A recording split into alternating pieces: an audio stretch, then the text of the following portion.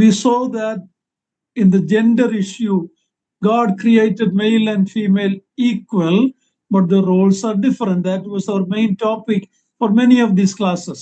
ಈ ಒಂದು ತರಗತಿಗಳಲ್ಲಿ ನಮ್ಮ ಮುಖ್ಯವಾದಂತಹ ಶೀರ್ಷಿಕೆ ಏನೆಂಬುದಾಗಿ ಹೇಳಿದ್ರೆ, ದೇವರು ಪುರುಷ ಮತ್ತು ಸ್ತ್ರೀಯನ್ನ ಉಂಟು ಮಾಡಿದ್ದಾನೆ, ಆದರೆ ಅವರ ಪಾತ್ರಗಳು ಬೇರೆ ಬೇರೆ ಆಗಿರುವಂತದ್ದಾಗಿದೆ. ಅವರು ಸಮಾನರೇ, ಆದರೆ ಅವರ ಪಾತ್ರಗಳು ವಿಭಿನ್ನವಾಗಿದೆ. That is God's creation order. ಇದು ದೇವರ ಸೃಷ್ಟಿಯ ನಿಯಮವಾಗಿದೆ. That is the order in the family, order in the local church. ಇದು ಕುಟುಂಬದಲ್ಲಿಯೂ ಸಹ ಇದೇ ಕ್ರಮವಿರುವಂತದ್ದಾಗಿದೆ, ಹಾಗೂ ಸ್ಥಳೀಯ ಸಭೆಯಲ್ಲಿಯೂ ಸಹ ಈ ಕ್ರಮವು ಇರುವಂತದ್ದಾಗಿದೆ. Last few weeks we were looking at, last week we didn't have it because of the Malayalam sisters meeting. The week before that we looked at how important the sisters were in the early church. ಕಳೆದ ವಾರ ನಾವು ಸೇರಿ ಬರ್ಲಿಕ್ಕೆ ಸಾಧ್ಯವಾಗಲಿಲ್ಲ, ಮಳವಳ್ಳಿಯಲ್ಲಿ ಸಹೋದರಿಯರ ಕೂಟ ಇದ್ದದ್ರ ದೆಸೆಯಿಂದ. ಅದರ ಹಿಂದಿನ ವಾರ ನಾವು ಕಲಿತುಕೊಂಡೆವು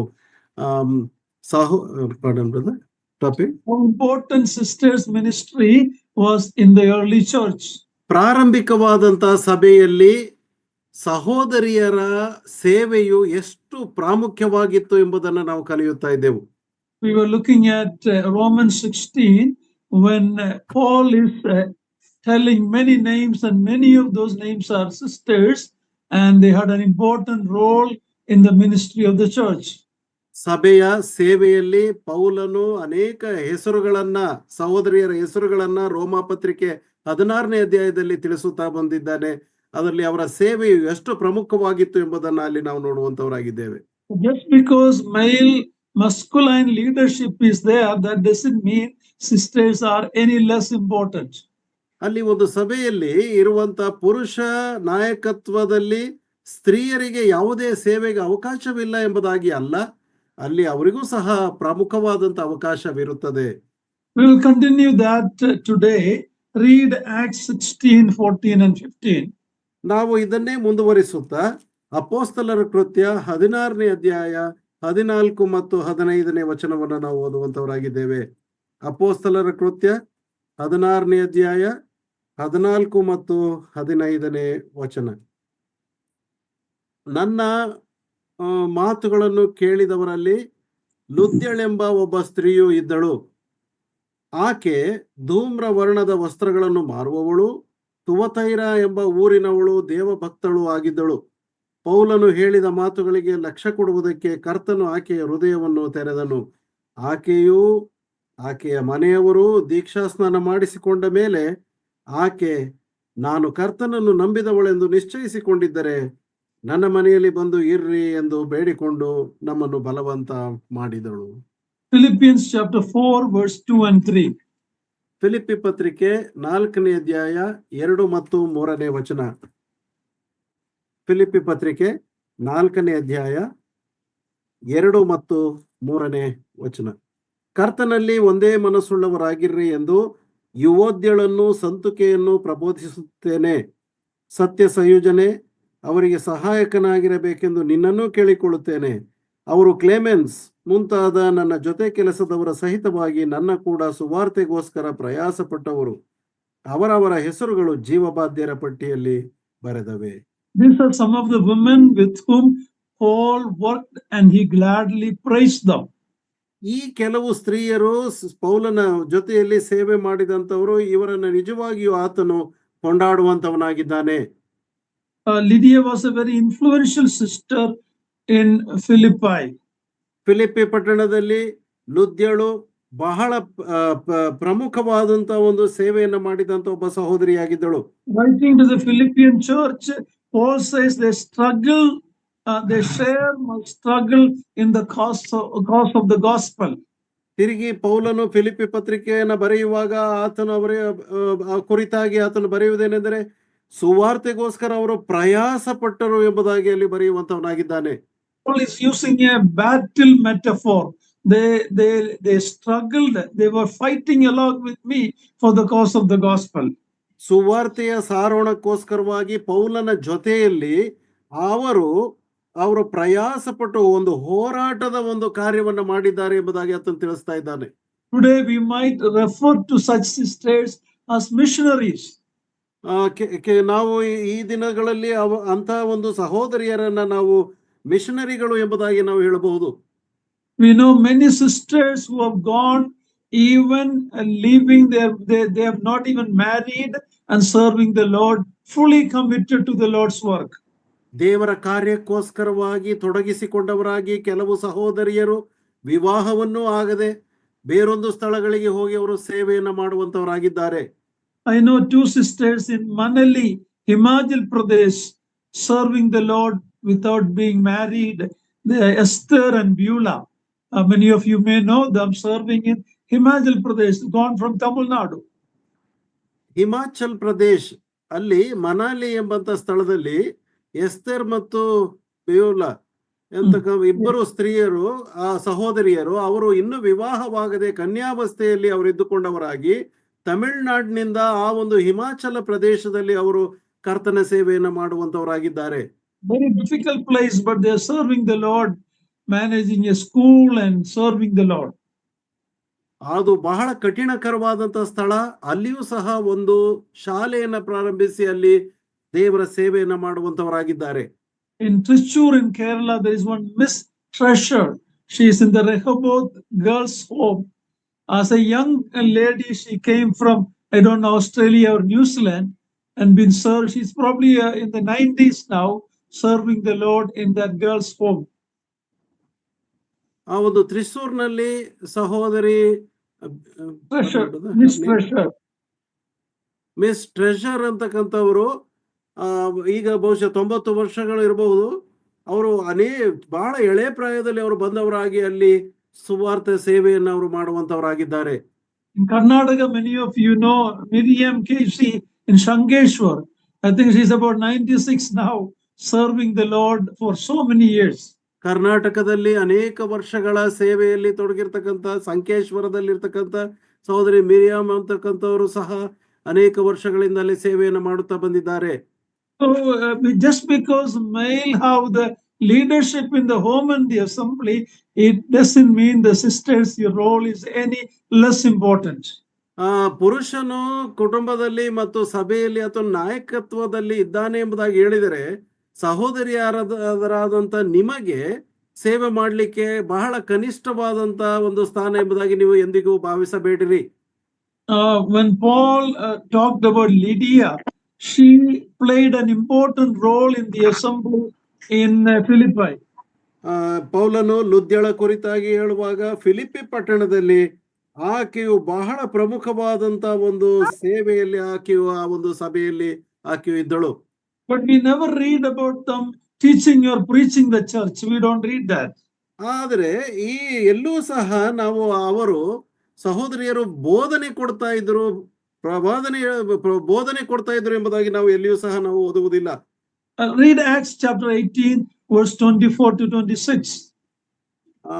ಅಪೊಸ್ತಲರ ಕೃತ್ಯ 18ನೇ ಅಧ್ಯಾಯ 24ನೇ ವಚನದಿಂದ 26ನೇ ವಚನದವರೆಗೆ. ಅವನು ಕರ್ತನ ಮಾರ್ಗದ ವಿಷಯದಲ್ಲಿ ಉಪದೇಶ ಹೊಂದಿದವನಾಗಿದ್ದನು ಮತ್ತು ಆಸಕ್ತ ಮನಸ್ಸುಳ್ಳವನಾಗಿದ್ದು, ಯೋಹಾನನು ಮಾಡಿಸಿದ ದೀಕ್ಷಾ ಸ್ನಾನವನ್ನು ಮಾತ್ರ ಬಲ್ಲವನಾದಾಗ್ಯೂ ಯೇಸುವಿನ ಸಂಗತಿಗಳನ್ನು ಸೂಕ್ಷ್ಮವಾಗಿ ಹೇಳಿ ಉಪದೇಶಿಸಿದನು.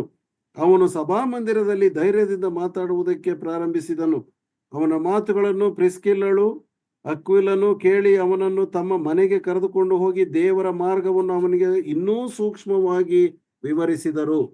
Here we read about the man Apollos was very eloquent, but he only knew the baptism of John the Baptist, and his understanding of what happened on the day of Pentecost after was very less. ಇಲ್ಲಿ ಅಪೋಸ್ತಲನೆಂಬಂತ ಒಬ್ಬ ವ್ಯಕ್ತಿಯು ಆತನು ಬಹಳ ಅಪೋಲೋಸನು ಎಂಬಂತ ವ್ಯಕ್ತಿಯು ತನ್ನ ಇದು ವಾಕ್ಯದ ಕುರಿತಾಗಿ ಸ್ವಲ್ಪವೇ ತಿಳಿದವನಾಗಿ, ಅಂದ್ರೆ ಯೋಹಾನನ ದೀಕ್ಷಾ ಸ್ನಾನದ ಕುರಿತಾಗಿ ಮಾತ್ರ ತಿಳಿದವನಾಗಿ, ಪಂಚಾಶತ್ತಮ ದಿನದಲ್ಲಿ ಉಂಟಾದಂತಹ ಒಂದು ಕಾರ್ಯ ಅದರ ಕುರಿತಾಗಿ ಆತನು ಮಾತ್ರ ತಿಳ್ಕೊಂಡವನಾಗಿದ್ದನು. Priscilla and Aquila took him to their home and explained the word of God more clearly. ಮತ್ತು ಪ್ರಿಸ್ಕಿಲ್ಲಾ ಮತ್ತು ಅಕ್ವಿಲಾ ಎಂಬುವಂತವರು ಇವನನ್ನು ತಮ್ಮ ಮನೆಗೆ ಕರೆದುಕೊಂಡು ಹೋಗಿ ದೇವರ ವಾಕ್ಯವನ್ನು ಅಥವಾ ದೇವರ ಮಾರ್ಗದ ಕುರಿತಾಗಿ ಸೂಕ್ಷ್ಮವಾಗಿ ಇನ್ನೂ ಹೆಚ್ಚಾಗಿ ಆತನಿಗೆ ವಿವರಣೆಯನ್ನ ನೀಡುತ್ತಾ ಬಂದರು. This passage brought lot of discussion among the feminist Christians. ಇಲ್ಲಿ ಸ್ತ್ರೀ ಸಮತ್ವವಾದಿಗಳಲ್ಲಿ ಅನೇಕ ತರವಾದಂತ ಚರ್ಚೆಗೆ ಇದು ಆಸ್ಪದವಾದಂತ ವಿಷಯವಾಯಿತು. They say that Priscilla was teaching him. ಅಲ್ಲಿ ನೋಡುವಾಗ ಪ್ರಿಸ್ಕಿಲ್ಲಳು ಆತನಿಗೆ ಸೂಕ್ಷ್ಮವಾಗಿ ವಿವರಿಸಿದಳು ಎಂಬುದಾಗಿ ಅಲ್ಲಿ ನೋಡ್ತೇವೆ. But the passage doesn't prove anything like that. ಆದರೆ ಆ ಒಂದು ವಾಕ್ಯ ಭಾಗದಲ್ಲಿ ಆ ರೀತಿಯಾಗಿ ಎಲ್ಲೂ ಸಹ ಸಾಬೀತಾಗಿಲ್ಲ. It was not in the church that happened. It was in the home, 3-person gathering together. And it doesn't say that Priscilla was the one who taught. But the husband and wife team, they knew the word of God. They took Apollos and clarified it to them.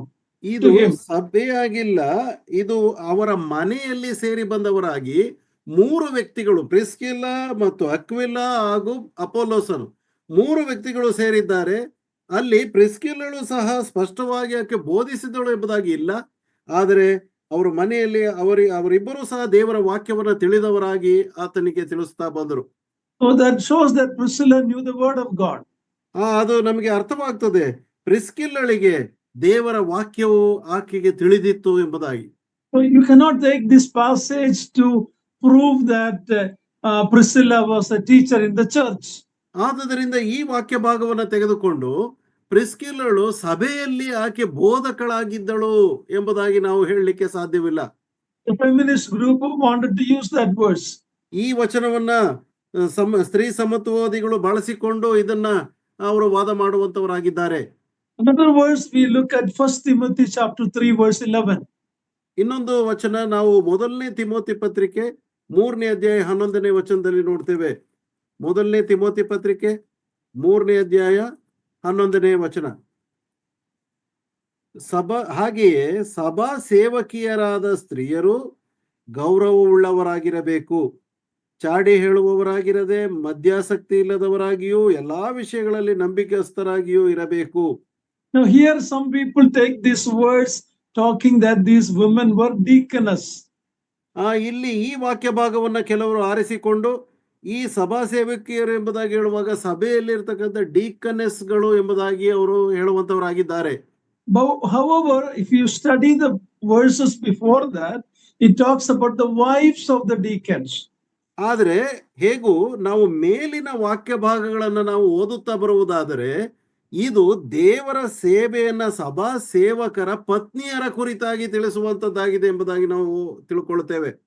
Even if you want to call them deaconesses, they were only doing ministry within their God-given roles. ಅವರನ್ನು ಸಭಾ ಸೇವಕಿಯರು ಅಥವಾ ಡೀಕನೆಸಸ್ ಎಂಬುದಾಗಿ ಕರೆಯಲ್ಪಟ್ಟರೂ ಸಹ ಅವರಿಗೆ ನೇಮಿಸಲ್ಪಟ್ಟಂತ ಸಭೆಯ ಸೇವೆಯ ಒಂದು ಮಿತಿಯೊಳಗೆ ಅವರು ಕಾರ್ಯವನ್ನು ಮಾಡುವಂತವರಾಗಿದ್ದರು. They never read that they were teaching the church. ಅವರು ಸಭೆಯಲ್ಲಿ ಬೋಧಿಸುವಂತವರಾಗಿದ್ದರು ಎಂಬುದಾಗಿ ಎಲ್ಲಿಯೂ ಸಹ ನಾವು ಓದುವಂತವರಾಗಿರುವುದಿಲ್ಲ. The Holy Spirit gives gift and empowers for all believers for ministry, women as well as men. ಆದುದರಿಂದ ದೇವರು ಸ್ತ್ರೀಯರು ಮತ್ತು ಪುರುಷರಿಗೆ ಆತ್ಮನ ಶಕ್ತಿಯನ್ನ ವರವನ್ನ ಕೊಟ್ಟು ಅವರನ್ನು ಉಪಯೋಗಿಸುವಂತವನಾಗಿದ್ದಾನೆ. Century Christian women played an indispensable role in the Lord's work. First century Christian women played an indispensable role in the Lord's work. ಕರ್ತನ ಸೇವೆಯಲ್ಲಿ ಮೊದಲನೇ ಶತಮಾನದಲ್ಲಿ ಬಂದಂತ ಸ್ತ್ರೀಯರು ಬಹಳ ವಿಶೇಷವಾದಂತ ವಿವರಿಸಲಾಗದಂತ ಅಷ್ಟು ವಿಶೇಷವಾದಂತ ಸೇವೆಯನ್ನು ಅವರು ಮಾಡಿದ್ದಾರೆ. Yet their active role in advancing the gospel and caring for God's people is what we read there. ಅಲ್ಲಿ ಸುವಾರ್ತೆಯ ಪ್ರಸರಣಕ್ಕೆ ಹಾಗೂ ದೇವ ಜನರನ್ನ ಆರೈಕೆ ಮಾಡುವುದು ಬಹಳ ವಿಶೇಷವಾದಂತ ಒಂದು ಸಂಗತಿ ಅದಾಗಿದೆ. Whatever their work was, it was not violating the pattern of masculine headship in the church. ಅವರದು ಯಾವುದೇ ವಿಧವಾದಂತ ಸೇವೆಯಾದರೂ ಸಹ ಆ ದೇವರು ನೇಮಿಸಿದಂತ ಸಭೆಯ ಒಂದು ಮಾದರಿಯನ್ನ ಕೆಡಿಸದೇ ಇರುವಂತ ಆ ಒಂದು ಮಾದರಿಯಲ್ಲೇ ಹೋಗ್ತಕ್ಕಂತ ಒಂದು ಸೇವೆಯು ಅವರದ್ದಾಗಿತ್ತು. When we study the New Testament, ಹೊಸ ಒಡಂಬಡಿಕೆಯಲ್ಲಿ ನಾವು ಅಭ್ಯಾಸ ಮಾಡುವುದಾದರೆ, depending on the individual gifts, the spiritual maturity, there are so many opportunities for Christian women to serve. ವೈಯಕ್ತಿಕವಾಗಿ ದೇವರು ಒದಗಿಸುವಂತ ವರಗಳನ್ನ ಬಳಸಿಕೊಂಡು ವೈಯಕ್ತಿಕವಾಗಿ ಸೇವೆಯಲ್ಲಿ ಸಭೆಯಲ್ಲಿ ನಾವು ಅನೇಕ ವಿಧವಾದಂತಹ ಸಹೋದರಿಯರು ಸೇವೆಯನ್ನ ಮಾಡಬಹುದಾದಂತಹ ಅವಕಾಶಗಳಿವೆ. They can wholeheartedly participate in the work of God. ಅವರು ಪೂರ್ಣ ಹೃದಯದಿಂದ ದೇವರ ಸೇವೆಯನ್ನ ಮಾಡುವುದರಲ್ಲಿ ಭಾಗವಹಿಸಬಹುದು. Serving God and His people through the spiritual gifts. ಆತ್ಮಿಕವಾದಂತ ವರಗಳನ್ನ ಬಳಸಿ ದೇವರನ್ನು ದೇವರ ಸೇವಕರನ್ನು ಅವರು ಸೇವೆ ಮಾಡಬಹುದು. Quickly look at some verses. 1 Corinthians 7:34. ನಾವು ಬೇಗನೆ ಕೆಲವು ವಾಕ್ಯಗಳನ್ನು ನೋಡೋಣ. ಮೊದಲನೇ ಕೊರಿಂಥ ಪತ್ರಿಕೆ 7ನೇ ಅಧ್ಯಾಯ 44ನೇ ವಚನ. 34. ಮೊದಲನೇ ಕೊರಿಂಥ ಪತ್ರಿಕೆ 7ನೇ ಅಧ್ಯಾಯ 34ನೇ ವಚನ. ಅದರಂತೆ ಮುತ್ತೈದೆಗೂ ಕನ್ನಿಕೆಗೂ ವ್ಯತ್ಯಾಸ ಉಂಟು. ಮದುವೆ ಇಲ್ಲದವಳು ತಾನು ದೇಹಾತ್ಮಗಳಲ್ಲಿ ಪವಿತ್ರಳಾಗಿರಬೇಕೆಂದು ಕರ್ತನ ಕಾರ್ಯಗಳನ್ನು ಕುರಿತು ಚಿಂತಿಸುತ್ತಾಳೆ. Yeah, there is a sister who is thinking about the work of God. ಅಲ್ಲಿ ಒಬ್ಬ ಸಹೋದರಿ ಕರ್ತನ ಕಾರ್ಯವನ್ನ ಕುರಿತು ಚಿಂತಿಸುವುದನ್ನು ನಾವು ಓದುತ್ತೇವೆ. Chapter 11 verse 5. 1 11ನೇ Corinthians ಅಧ್ಯಾಯ 11:5. 5ನೇ ವಚನ. ಮೊದಲನೇ ಕೊರಿಂಥ ಪತ್ರಿಕೆ 11ನೇ ಅಧ್ಯಾಯ 5ನೇ ವಚನ. ತಲೆಯ ಮೇಲೆ ಮುಸುಕು ಹಾಕಿಕೊಳ್ಳದೆ ಪ್ರಾರ್ಥನೆಯನ್ನಾಗಲಿ ಪ್ರವಾದನೆಯನ್ನಾಗಲಿ ಮಾಡುವ ಸ್ತ್ರೀಯು ತನ್ನ ತಲೆಯನ್ನು ಅವಮಾನ ಪಡಿಸುತ್ತಾಳೆ. She has a ministry of prophesying and prayer. ಇಲ್ಲಿ ಪ್ರಾರ್ಥನೆ ಮಾಡುವಂತದ್ದು ಪ್ರವಾದನೆ ಮಾಡುವಂತ ಸೇವೆಯನ್ನ ನಾವು ಇಲ್ಲಿ ನೋಡುವಂತವರಾಗಿದ್ದೇವೆ. You know that early church had prophetess also. Philip had some daughters who were prophetess, but they were doing it within their God-given role. ಪ್ರಾರಂಭಿಕವಾದಂತ ಆ ಒಂದು ಆದಿ ಸಭೆಯ ಕಾಲದಲ್ಲಿ ಫಿಲಿಪ್ಪನ ಹೆಣ್ಣು ಮಕ್ಕಳು ಸಹ ಇದ್ದರು. ಅವರೆಲ್ಲರೂ ಸಹ ದೇವರು ಒದಗಿಸಿಕೊಟ್ಟಂತ ಆ ಒಂದು ಮಿತಿಯೊಳಗೆ ತಮ್ಮ ಸೇವೆಯನ್ನ ಮಾಡುವಂತವರಾಗಿದ್ದರು. And Romans 16, we have already looked at many names of the sisters.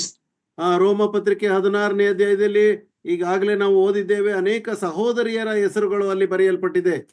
So they can serve wholeheartedly within their God-given gifts. ಆದುದರಿಂದ ದೇವರು ದಯಪಾಲಿಸಿದಂತ ವರಗಳನ್ನ ಬಳಸಿಕೊಂಡು ಅವರು ಒಂದು ಮಿತಿಯೊಳಗೆ ದೇವರ ಸೇವೆಯನ್ನ ಮಾಡುವಂತವರಾಗಿರಬಹುದು. Secondly, they can actively study and learn the doctrines of the scripture. ಎರಡನೇದಾಗಿ ಬಹಳ ಸಕ್ರಿಯವಾಗಿ ದೇವರ ವಾಕ್ಯವನ್ನ ಅವರು ಸವಿವರವಾಗಿ ಅವರು ಕಲಿತು ಅವರು ಅದನ್ನ ಅರ್ಥ ಮಾಡಿಕೊಳ್ಳಬಹುದಾಗಿದೆ. 1 Peter 3:15. ಮೊದಲನೇ ಪೇತ್ರನ ಪತ್ರಿಕೆ 3ನೇ ಅಧ್ಯಾಯ 15ನೇ ವಚನ. ಮೊದಲನೇ ಪೇತ್ರನ ಪತ್ರಿಕೆ 3ನೇ ಅಧ್ಯಾಯ 15ನೇ ವಚನ. ಅವರ ಬೆದರಿಸುವಿಕೆಗೆ ಹೆದರದೆ ಕಳವಳ ಪಡದೆ ಕ್ರಿಸ್ತನನ್ನು ಕರ್ತನೆಂದು ನಿಮ್ಮ ಹೃದಯಗಳಲ್ಲಿ ಪ್ರತಿಷ್ಠೆಪಡಿಸಿರಿ. ನಿಮ್ಮಲ್ಲಿರುವ ನಿರೀಕ್ಷೆಗೆ ಆಧಾರವೇನೆಂದು ಕೇಳುವವರೆಲ್ಲರಿಗೆ ಉತ್ತರ ಹೇಳುವುದಕ್ಕೆ ಯಾವಾಗಲೂ ಸಿದ್ಧವಾಗಿರಿ. ಆದರೆ ಅದನ್ನು ಸಾತ್ವಿಕತ್ವದಿಂದಲೂ ಮನೋಭೀತಿಯಿಂದಲೂ ಹೇಳಿರಿ. This is not told only to brothers, it is equally for brothers and sisters. ಇದು ಬರೀ ಸಹೋದರರಿಗೆ ಮಾತ್ರವಲ್ಲ, ಸಹೋದರ ಮತ್ತು ಸಹೋದರಿಯರಿಗೆ ಇಬ್ಬರಿಗೂ ಸಮಾನವಾಗಿ ತಿಳಿಸಲ್ಪಟ್ಟಿದೆ. In other words, sisters should know the word of God so they can defend their faith when people ask of their faith. ನಂಬಿಕೆಯ ಕುರಿತಾಗಿ ಜನರು ಕೇಳುವಾಗ ಅದನ್ನ ವಿವರಿಸಲು ಅದನ್ನ ತಿಳಿಸುವುದಕ್ಕೋಸ್ಕರವಾಗಿ ಸಹೋದರಿಯರು ವಾಕ್ಯವನ್ನ ತಿಳಿದಿರುವುದು ಅವಶ್ಯಕವಾಗಿದೆ. Thirdly, they can be witnesses in evangelism. ಮೂರನೇದಾಗಿ ಅವರು ಸುವಾರ್ತೆ ಸೇವೆಯಲ್ಲಿ ಅವರು ಸಾಕ್ಷಿಗಳಾಗಿರಬಹುದು. We saw in the Philippian church, those sisters in chapter 4, we saw they labored with Paul in evangelism. ನಾವು ಈಗಾಗಲೇ ನಾವು ನೋಡ್ತಾ ಬಂದೆವು. ಫಿಲಿಪ್ಪಿ ಪತ್ರಿಕೆ 4ನೇ ಅಧ್ಯಾಯದಲ್ಲಿ ಪೌಲನ ಸೇವೆಯಲ್ಲಿ ಅನೇಕ ಸಹೋದರಿಯರು ತಮ್ಮನ್ನು ಸುವಾರ್ತೆಗೋಸ್ಕರವಾಗಿ ಪ್ರಯಾಸ ಪಟ್ಟು ಅವರು ಸೇವೆ ಮಾಡಿದರು ಎಂಬುದಾಗಿ. 2 Timothy chapter 1 verse 5. ಎರಡನೇ ತಿಮೋತಿ ಪತ್ರಿಕೆ 1ನೇ ಅಧ್ಯಾಯ 5ನೇ ವಚನ. ಎರಡನೇ ತಿಮೋತಿ ಪತ್ರಿಕೆ 1ನೇ ಅಧ್ಯಾಯ 5ನೇ ವಚನ. ನಿನ್ನಲ್ಲಿರುವ ನಿಷ್ಕಪಟವಾದ ನಂಬಿಕೆಯು ನನ್ನ ನೆನಪಿಗೆ ಬಂತು. ಆ ನಂಬಿಕೆಯು ನಿನ್ನ ಅಜ್ಜಿಯಾದ ಲೋವಿಯಲ್ಲಿಯೂ ನಿನ್ನ ತಾಯಿಯಾದ ಯೂನಿಕೆಯಲ್ಲಿಯೂ ವಾಸವಾಗಿತ್ತು, ಹಾಗೆಯೇ Amazing. ನಿನ್ನಲ್ಲಿಯೂ ವಾಸವಾಗಿದೆ ಎಂದು ದೃಢವಾಗಿ ನಂಬುತ್ತೇನೆ. We see the influence of the mother and grandmother in Timothy knowing the scripture. ದೇವರ ವಾಕ್ಯವನ್ನ ತಿಳಿಯುವಂತ ಕಾರ್ಯದಲ್ಲಿ ಅಜ್ಜಿ ಮತ್ತು ತಾಯಿ ಅವರು ತಿಮೋತಿಯನಿಗೆ ಎಷ್ಟು ಪ್ರಭಾವಿಗಳಾಗಿದ್ದರು ಎಂಬುದನ್ನು ನಾವು ನೋಡ್ತೇವೆ. I'm just listing the ministries that sisters can do. ನಾವು ಇಲ್ಲಿ ಸ್ತ್ರೀಯರು ಸಹೋದರಿಯರು ಮಾಡುವಂತ ಸೇವೆಯ ಕುರಿತಾಗಿ ನಾವು ಪಟ್ಟಿಯನ್ನು ನಾವು ಓದ್ತಾ ಇದ್ದೇವೆ. So, next one, they can engage in mercy ministries to the needy people. ಅವಶ್ಯಕತೆ ಇರತಕ್ಕಂಥ ಆ ಒಂದು ಕರುಣೆ ತೋರಿಸುವಂತ ಒಂದು ಸೇವೆಯನ್ನ ಮಾಡುವುದರಲ್ಲಿ ಸಹೋದರಿಯರ ಪಾತ್ರ ವಹಿಸಬಹುದು.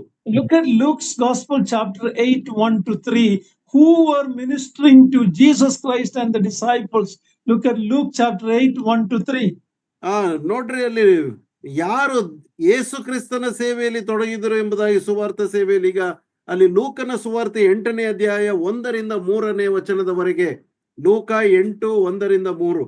ತರುವಾಯ ಆತನು ದೇವರ ರಾಜ್ಯದ ಸುವಾರ್ತೆಯನ್ನು ಸಾರುತ್ತಾ ಊರುಗಳಲ್ಲಿಯೂ ಗ್ರಾಮಗಳಲ್ಲಿಯೂ ಸಂಚರಿಸಿದನು. ಆತನ ಸಂಗಡ 12 ಮಂದಿ ಶಿಷ್ಯರು ಇದ್ದರು. ದೆವ್ವಗಳ ಕಾಟದಿಂದಲೂ ರೋಗಗಳಿಂದಲೂ ಗುಣ ಹೊಂದಿದ ಕೆಲವು ಹೆಂಗಸರು ಸಹ ಇದ್ದರು. ಈ ಹೆಂಗಸರು ಯಾರೆಂದರೆ 7 ದೆವ್ವಗಳು ಬಿಟ್ಟು ಹೋಗಿದ್ದ ಮಗ್ದಲದವಳೆಂಬ ಮರಿಯಳು, ಹೆರೋದನ ಮನೆವಾರ್ತೆಯವನಾದ ಕೂಜನ ಹೆಂಡತಿ ಯೋಹಾನಳು, ಸುಸನ್ನಳು, ಇನ್ನು ಬೇರೆ ಅನೇಕರು. It is these sisters who are ministering to the practical needs of the Lord Jesus Christ and the disciples. ಅಲ್ಲಿ ಕರ್ತನಾದ ಯೇಸು ಕ್ರಿಸ್ತನ ಮತ್ತು ಆತನ ಶಿಷ್ಯರಿಗೆ ಬೇಕಾದಂತ ನಿಜವಾದ ಭೌತಿಕ ಅವಶ್ಯಕತೆಗಳನ್ನು ನೀಡುವುದರಲ್ಲಿ ಪ್ರಾಯೋಗಿಕವಾಗಿ ತೊಡಗಿಸಿಕೊಂಡಂತ ಸ್ತ್ರೀಯರು ಇವರಾಗಿದ್ದರು. Acts chapter 9, verse 36 and 39. ಅಪೊಸ್ತಲರ ಕೃತ್ಯ 9ನೇ ಅಧ್ಯಾಯ 36ರಿಂದ 39. 9ನೇ ಅಧ್ಯಾಯ ಅಪೊಸ್ತಲರ 36 and 39. 36ನೇ ವಚನ ಮತ್ತು 39ನೇ ವಚನ. ಅಪೊಸ್ತಲರ ಕೃತ್ಯ 9:36. ಯೊಪ್ಪದಲ್ಲಿ ತಬಿತಾ ಎಂಬ ಒಬ್ಬ ಶಿಷ್ಯಳಿದ್ದಳು. ಆ ಹೆಸರಿಗೆ ಗ್ರೀಕ್ ಭಾಷೆಯಲ್ಲಿ ದೊರ್ಕ ಎಂದರ್ಥ. ಆಕೆಯು ಸತ್ಕ್ರಿಯೆಗಳನ್ನು ದಾನ ಧರ್ಮಗಳನ್ನು ಬಹಳವಾಗಿ ಮಾಡುತ್ತಿದ್ದಳು. ಆ ಕಾಲದಲ್ಲಿ ಆಕೆ ರೋಗದಲ್ಲಿ ಬಿದ್ದು ಸತ್ತಳು ಮತ್ತು ಆಕೆಯ ಶವವನ್ನು ತೊಳೆದು ಮೇಲಂತಸ್ತಿನಲ್ಲಿಟ್ಟರು. 39. ಪೇತ್ರನು ಎದ್ದು ಅವರ ಜೊತೆಯಲ್ಲಿ ಹೋದನು. ಅವನು ಬಂದ ಕೂಡಲೇ ಅವರು ಅವನನ್ನು ಮೇಲಂತಸ್ತಿಗೆ ಕರೆದುಕೊಂಡು ಹೋದರು. ಅಲ್ಲಿ ವಿಧವೆಯರೆಲ್ಲರೂ ಅಳುತ್ತಾ ಅವನ ಹತ್ತಿರ ನಿಂತುಕೊಂಡು ದೊರ್ಕಳು ತಮ್ಮ ಸಂಗಡ ಇದ್ದಾಗ ಮಾಡಿಕೊಟ್ಟಿದ್ದ ಒಳಂಗಿಗಳನ್ನು ಮೇಲಂಗಿಗಳನ್ನು ತೋರಿಸಿದರು. 1 Timothy chapter 2, verse 10. ಮೊದಲನೇ ತಿಮೋತಿ ಪತ್ರಿಕೆ 2ನೇ ಅಧ್ಯಾಯ 10ನೇ ವಚನ. ಮೊದಲನೇ ತಿಮೋತಿ ಪತ್ರಿಕೆ 2ನೇ ಅಧ್ಯಾಯ 10ನೇ ವಚನ. ಅವರು ಜಡೆ, ಚಿನ್ನ, ಮುತ್ತು, ಬೆಲೆಯುಳ್ಳ ವಸ್ತ್ರ ಮುಂತಾದವುಗಳಿಂದ ತಮ್ಮನ್ನು ಅಲಂಕರಿಸಿಕೊಳ್ಳದೆ ದೇವ ಭಕ್ತೆಯರೆನಿಸಿಕೊಳ್ಳುವ ಸ್ತ್ರೀಯರಿಗೆ ಯುಕ್ತವಾಗಿರುವ ಪ್ರಕಾರ ಸತ್ಕ್ರಿಯೆಗಳಿಂದಲೇ ಅಲಂಕರಿಸಿಕೊಳ್ಳಬೇಕು. They can do a lot of good works for the needy people. ಆದುದರಿಂದ ಅವಶ್ಯಕತೆ ಇರುವಂತ ಜನರಿಗೆ ಒಳ್ಳೆಯ ಕಾರ್ಯಗಳನ್ನ ಮಾಡುವಂತ ಸತ್ಕ್ರಿಯೆಗಳನ್ನ ಮಾಡುವುದರಲ್ಲಿ ತೊಡಗಿಸಿಕೊಳ್ಳಬಹುದು. Chapter 3, verse 11. Faithfulness. 3ನೇ ಅಧ್ಯಾಯ 11ನೇ ವಚನ. ಸಭಾ ಸೇವಕಿಯರಾದ ಸ್ತ್ರೀಯರು ಗೌರವವುಳ್ಳವರಾಗಿರಬೇಕು. ಹಾಗೆ ಕೊನೆಯಲ್ಲಿ ನೋಡ್ತೇವೆ, ಎಲ್ಲಾ ವಿಷಯಗಳಲ್ಲಿ ನಂಬಿಗಸ್ತರಾಗಿಯೂ ಇರಬೇಕು. When we're talking about widows in chapter 5, 1 Timothy chapter 5, verse 10. ಅಲ್ಲಿ ವಿಧವೆಯರ ಕುರಿತಾಗಿ ಮೊದಲನೇ ತಿಮೋತಿ ಪತ್ರಿಕೆ 5ನೇ ಅಧ್ಯಾಯ 10ನೇ ವಚನದಲ್ಲಿ ನೋಡ್ತೇವೆ. ಮೊದಲನೇ ತಿಮೋತಿ ಪತ್ರಿಕೆ 5ನೇ ಅಧ್ಯಾಯ 10ನೇ ವಚನ. ಸತ್ಕ್ರಿಯೆಗಳನ್ನು ಮಾಡುವವಳೆಂದು ಹೆಸರುಗೊಂಡವಳು ಆಗಿರಬೇಕು.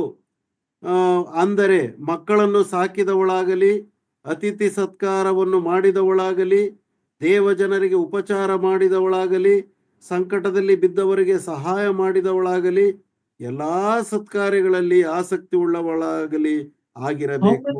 How many opportunities are there for the sisters to minister to God's people who are in need? ದೇವ ಜನರು ಅವಶ್ಯಕತೆ ಇರತಕ್ಕಂಥವರಿಗೆ ಸ್ತ್ರೀಯರು ಸಹೋದರಿಯರು ಮಾಡುವಂತ ಎಷ್ಟೊಂದು ಸೇವೆಯ ಅವಕಾಶಗಳು ಇಲ್ಲಿ ಕೊಡಲ್ಪಟ್ಟಿದೆ ನೋಡ್ರಿ. Serving the local church in that way, as we read in Romans 16 verse 1. ಹಾಗೆ ನಾವು ರೋಮ ಪತ್ರಿಕೆ 16ನೇ ಅಧ್ಯಾಯ 1ನೇ ವಚನ ನೋಡಿದ ಪ್ರಕಾರವಾಗಿ ಸ್ಥಳೀಯವಾದಂತಹ ಸಭೆಯಲ್ಲಿ ಅವರು ಸೇವೆಯನ್ನ ಮಾಡುವವರಾಗಿ ಎಷ್ಟೊಂದು ಅವಕಾಶಗಳು ಅವರಿಗಿದೆ. And next, teaching domestic skills to other younger women. ಎಳೆ ಪ್ರಾಯದ ಸ್ತ್ರೀಯರಿಗೆ ಗೃಹ ಕಾರ್ಯಗಳ ಕುರಿತಾದಂತ ಕೌಶಲ್ಯಗಳನ್ನ ಕಲಿಸಿಕೊಡುವುದರಲ್ಲಿ ಅವರ ಪಾತ್ರವಿದೆ. We saw that earlier in Titus chapter 2 verse 4 and 5. ನಾವು ಇದನ್ನ ಈಗಾಗಲೇ ತೀತನ ಪತ್ರಿಕೆ 2ನೇ ಅಧ್ಯಾಯ 4 ಮತ್ತು 5ನೇ ವಚನದಲ್ಲಿ ನಾವು ಇದನ್ನ ಅಭ್ಯಾಸ ಮಾಡಿದ್ದೇವೆ. Next, showing hospitality. ಇನ್ನೊಂದು ಗುಣ ಅವರಿಗೆ ಸೇವೆಗಿರ್ತಕ್ಕಂಥ ಒಂದು ಜವಾಬ್ದಾರಿ ಯಾವುದು ಎಂಬುದಾಗಿ ಹೇಳಿದ್ರೆ ಅತಿಥಿ ಸತ್ಕಾರ ಮಾಡುವಂತ ಒಂದು ಸೇವೆ. That is a great privilege and opportunity the sisters of the home has. ಒಂದು ಮನೆಯಲ್ಲಿರುವಂತ ಸಹೋದರಿಯರಿಗೆ ವಿಶೇಷವಾದಂತ ಅತಿ ಉನ್ನತವಾದಂತ ಸೇವೆ ಅತಿಥಿ ಸತ್ಕಾರ ಮಾಡುವಂತದ್ದಾಗಿದೆ. Another one is praying and prophesying. We have already looked at that. ನಾವು ಈಗಾಗಲೇ ಇನ್ನೊಂದು ನೋಡಿದೆವು, ನಾವು ಪ್ರಾರ್ಥನೆ ಮಾಡುವಂತದ್ದು ಮತ್ತು ಪ್ರವಾದನೆ ಹೇಳುವಂತಹ ವಿಷಯ ಕುರಿತಾಗಿ. Lastly, another one is caring for their husband and children. ನಾವು ಇಲ್ಲಿ ಓದುತ್ತಾ ಬಂದೆವು, ತನ್ನ ಗಂಡನನ್ನ ಆರೈಕೆ ಮಾಡುವಂತದ್ದು ಮತ್ತು ಮಕ್ಕಳನ್ನ ಪೋಷಿಸಿ ಸಾಕುವಂತ ಒಂದು ಕಾರ್ಯ. So what we are seeing from all these verses, ಈ ಎಲ್ಲಾ ವಾಕ್ಯಗಳಲ್ಲಿ ನಾವು ಕಲಿಯುವಂತ ವಿಷಯವೇನೆಂದರೆ, yes, because there is a male leadership instituted by the Lord, it does not diminish the significance and necessity of a woman's role in the church and in the home. ಕೇವಲ ಪುರುಷನನ್ನು ಒಂದು ಸಭೆಯಲ್ಲಿ ಕುಟುಂಬದಲ್ಲಿ ಯಜಮಾನನನ್ನಾಗಿ ಇಟ್ಟಿರುವುದು ಅದು ಸ್ತ್ರೀಯರ ಸೇವೆಯನ್ನ ಕಡೆಗಾಣಿಸುವಂತದ್ದಲ್ಲ.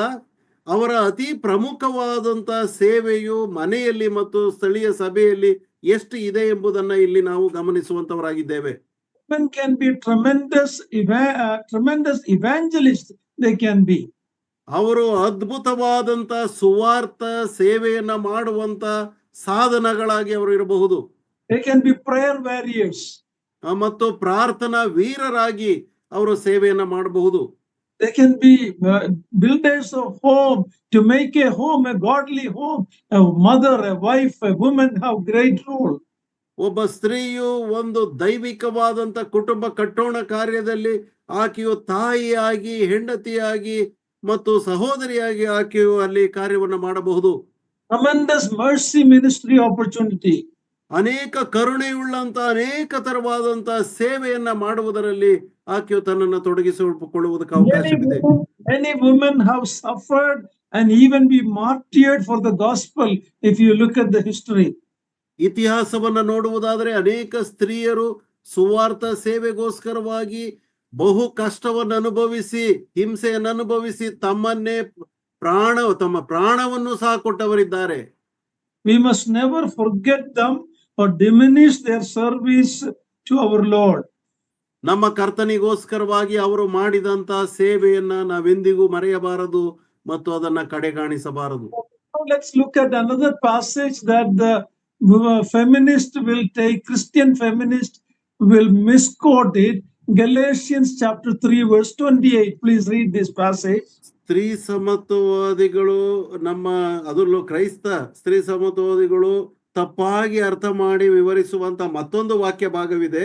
ಅದು ಗಲಾತ್ಯ ಪತ್ರಿಕೆ 3:28.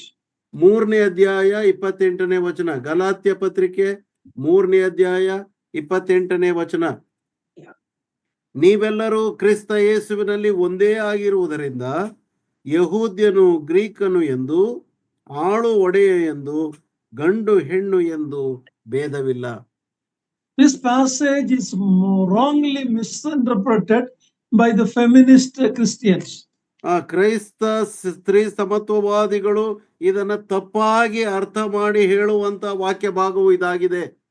Oneness in Christ, they think that this means there is no role difference. That is how they interpret this verse.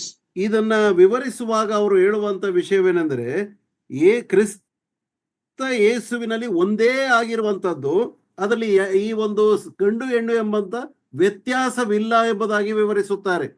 But they forget that this passage is talking about salvation, not church leadership. ಇಲ್ಲಿ ಇದು ರಕ್ಷಣೆಯ ಕುರಿತಾಗಿ ಹೇಳುವಂತ ವಾಕ್ಯ ಭಾಗವು ಇದಾಗಿದೆ.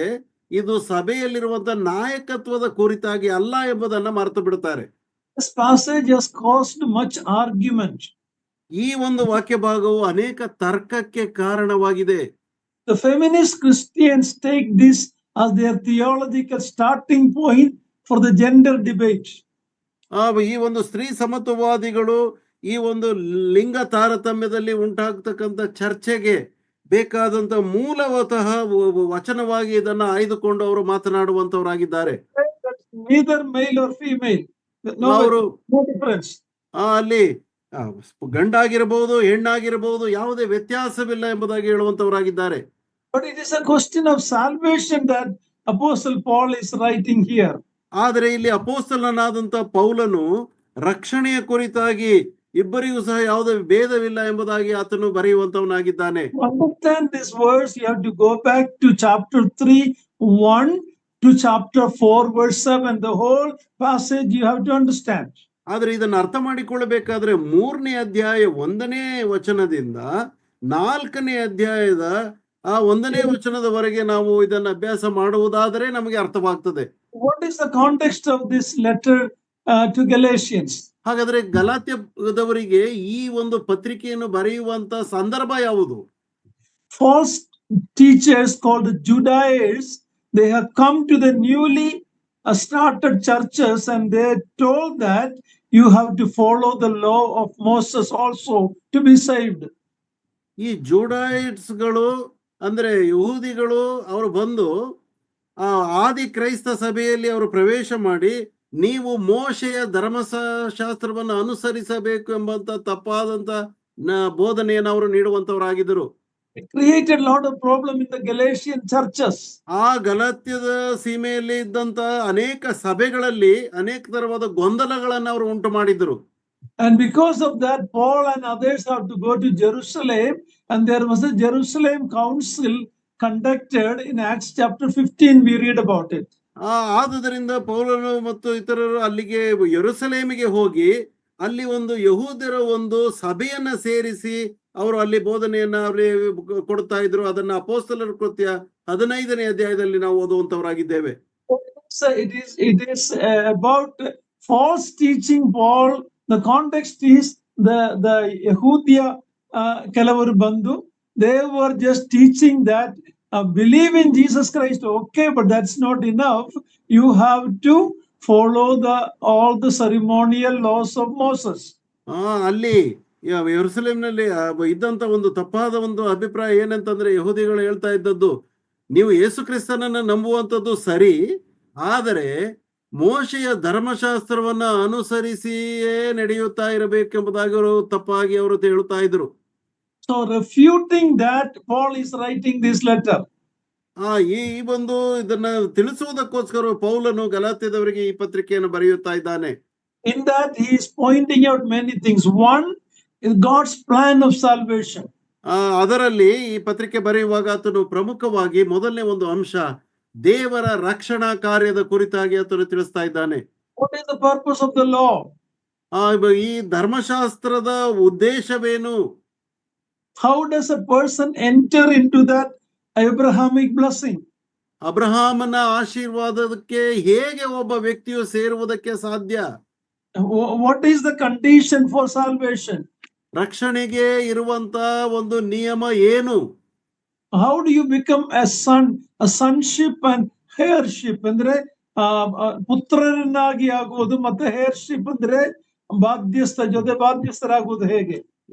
ದೇವರ ಒಂದು ದೃಷ್ಟಿಯಲ್ಲಿ ನಾವು ಹೇಗೆ ದೇವ ಪುತ್ರರಾಗಿ ಹೇಗೆ ಆತನ ನಮ್ಮನ್ನು ಸ್ವೀಕರಿಸುತ್ತಾನೆ ಮತ್ತು ಬಾಧ್ಯಸ್ಥರು ಆತನ ಬಾಧ್ಯಸ್ಥಿಕೆಯನ್ನು ಹೊಂದುವುದು ಹೇಗೆ ಎಂಬುದರ ಕುರಿತಾಗಿ ಆತನು ಬರೆಯುತ್ತಾ ಇದ್ದಾನೆ. How does we become one in Christ through faith? ಹಾಗೆ ನಂಬಿಕೆಯಲ್ಲಿ ಹೇಗೆ ಕ್ರಿಸ್ತನಲ್ಲಿ ನಾವು ಒಂದಾಗಬಹುದು ಎಂಬುದನ್ನು ಆತನು ಬರೆಯುತ್ತಾ ಇದ್ದಾನೆ. Justification by faith apart from the law of Moses. ಆ ಮೋಶೆಯ ಧರ್ಮಶಾಸ್ತ್ರದ ಹೊರತಾಗಿ ಹೇಗೆ ನಾವು ನೀತಿ ನಿರ್ಣಯವನ್ನ ನಾವು ನಂಬಿಕೆಯ ಮೂಲಕವಾಗಿ ಹೊಂದಬಹುದು ಎಂಬುದನ್ನು ಆತನು ತಿಳಿಸ್ತಾ ಇದ್ದಾನೆ. All these are important points when Paul is writing to the Galatian churches. ಈ ಎಲ್ಲಾ ಪ್ರಮುಖವಾದಂತ ಅಂಶಗಳೊಂದಿಗೆ ಗಲಾತ್ಯ ಸೀಮೆಯ ಸಭೆಗಳಿಗೆ ಪೌಲನು ಈ ಪತ್ರಿಕೆಯನ್ನು ಬರೆಯುವಂತವನಾಗಿದ್ದಾನೆ. So Galatians 3:28 is telling that all these distinctions are irrelevant when it comes to salvation. ಆದುದರಿಂದ ಗಲಾತ್ಯ ಪತ್ರಿಕೆ 3ನೇ ಅಧ್ಯಾಯ 28ನೇ ವಚನಕ್ಕೆ ಬರುವಾಗ ರಕ್ಷಣೆಯ ಕುರಿತಾಗಿ ನಾವು ಯೋಚಿಸುವಾಗ ಅಲ್ಲಿ ಯಾರಿಗೂ ಸಹ ಭೇದವಿಲ್ಲ ಎಂಬುದಾಗಿ ಆತನು ಬರೆಯುತ್ತಾ ಇದ್ದಾನೆ. It is the faith that brings union with Christ. ಅಲ್ಲಿ ನಂಬಿಕೆಯು ಕ್ರಿಸ್ತ ಯೇಸುವಿನೊಂದಿಗೆ ನಮ್ಮನ್ನ ಸೇರಿಸುವಂತದ್ದಾಗಿದೆ ಎಂಬುದಾಗಿ ಆತನು ಬರೆಯುತ್ತಾ ಇದ್ದಾನೆ.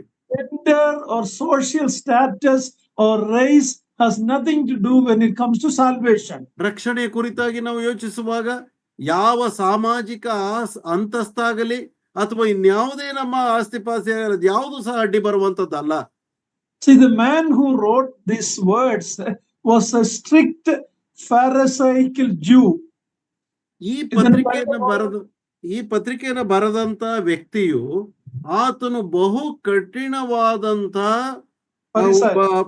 ಫರಿಸಾಯನು, ಯಹೂದಿ ಫರಿಸಾಯನು ಆಗಿದ್ದನು. We should not forget that. ಇದನ್ನ ನಾವು ಮರಿಬಾರದು.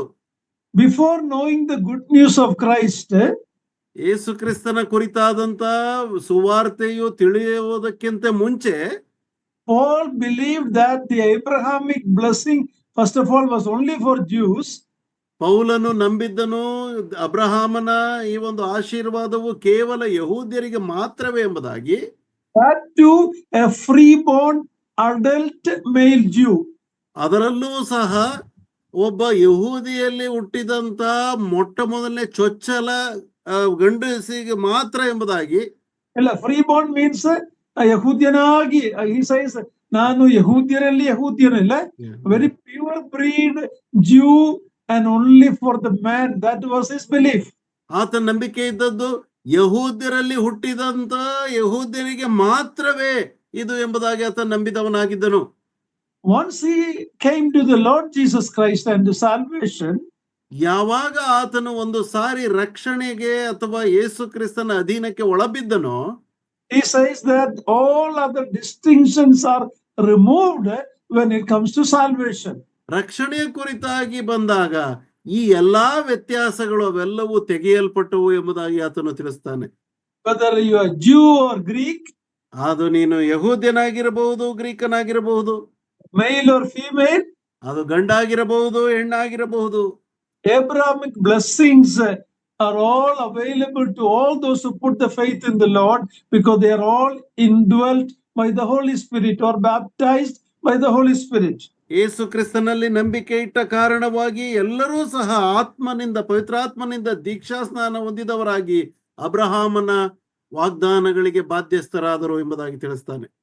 So Galatians 3:28 is not talking about gender roles or male leadership and women submission.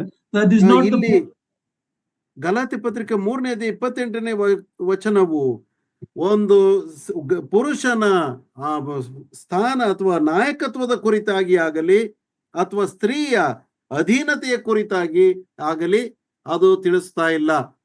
But this feminist group take this passage as their Magna Carta. That means this is the cornerstone teaching of abolishing the gender roles.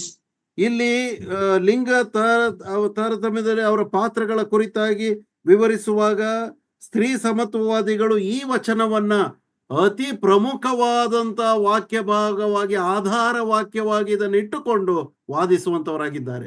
Let's say that this verse shows that all distinction between male female roles are all abolished in Christ.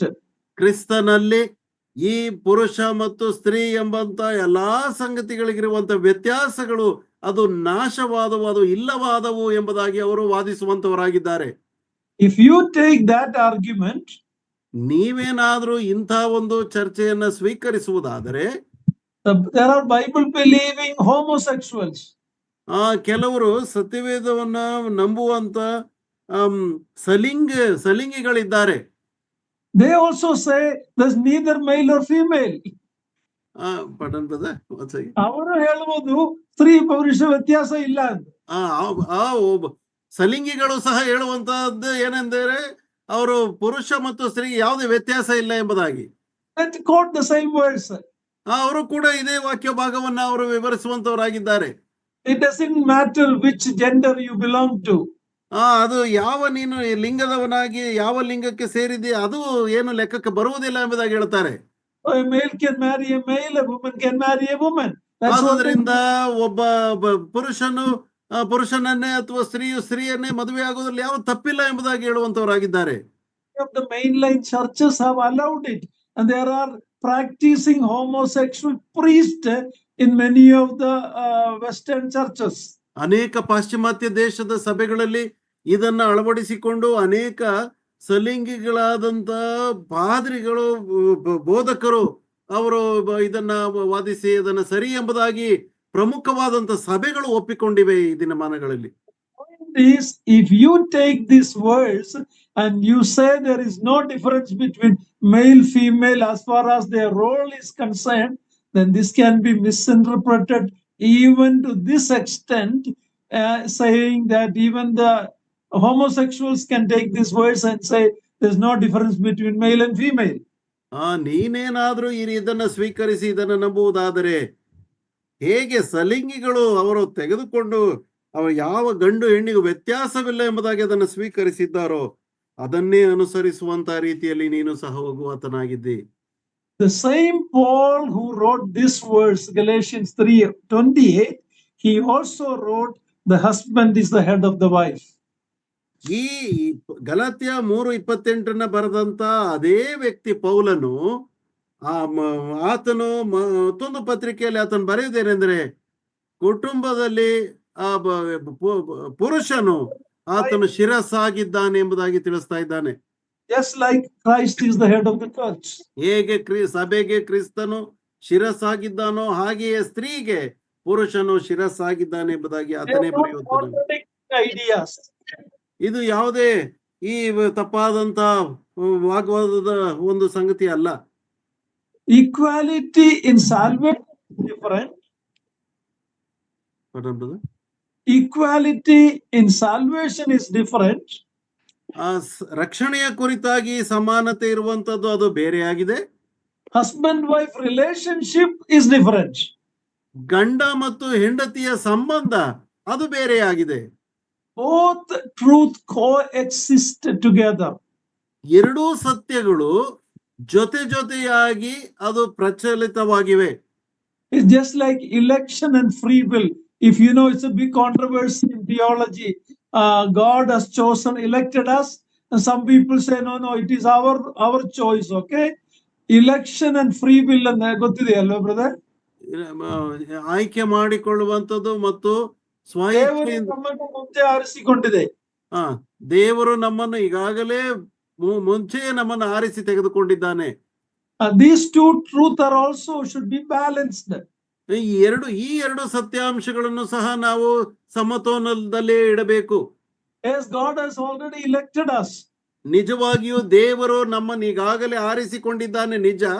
At the same time, we have responsibility to hear the gospel and respond to it.